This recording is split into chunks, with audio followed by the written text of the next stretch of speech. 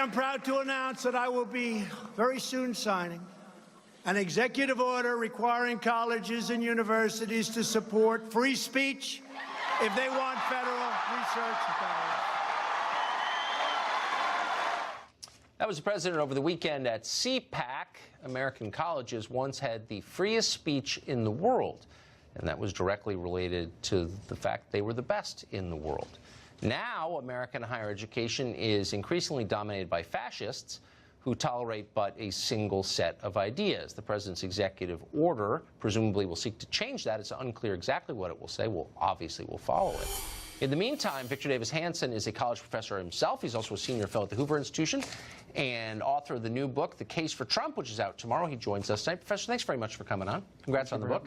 Thank you for having me. So, what do you think this executive order is likely to say? What should it say? Well, it's trying to restore some balance on campuses, and it functions, I think, at two levels. Politically, it sort of forces the parents of free speech. That's what the Democratic Party says they are, going back to the Berkeley free speech era and the ACLU. Yes. It says you have to be for free speech, but if you're going to follow Trump's executive order, you have to be for Trump. They can't be for Trump. Anything Trump says he's for, they're against. But to be against Trump is against free speech. So how do they square that circle?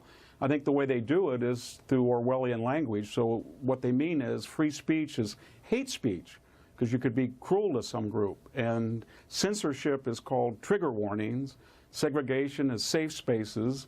And having some skepticism that man-made global warming is sort of creationism or denialism. So in their way of, and I'm saying they're going to make these efforts, Tucker, because there's $26 billion at stake in federal support for higher education.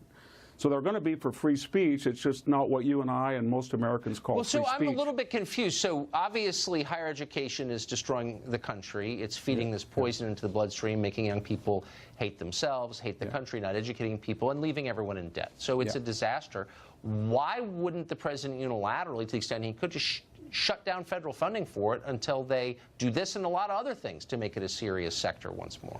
They will, and I think he will try to do that. And I'm hoping he's successful like you are. But I think what they're going to say is, oh, we believe in free speech, but people who want to engage in free speech say mean things, so we can't let them hurt people. And we don't believe in censorship, but Mark Twain can be insensitive, so we're going to trigger warning or not read certain passages. Or we believe in integration, of course, in the civil rights movement, but we feel that it's too hurtful for people, so they have separate racially segregated dorms, and that's how they operate. They change the language, and they think that by changing the language, they change reality. So then they come back to Trump, and they think we solved the problem. We can be for free speech, and we can be against Donald Trump because it's not really free speech. It's trigger warnings and microaggressions and safe spaces and denialism. That's what they do. And I don't think they're going to be able to pull it off, but they're in a very bad predicament, Tucker. Yeah. This is the party of the left that's going to have to oppose a motion to ensure free speech. Well, no, that's a very good, it's bewildering to those of us over 40. I hope they push this really hard. Professor, thank you for joining us tonight. And again, congrats on your book. Thank you. I appreciate that.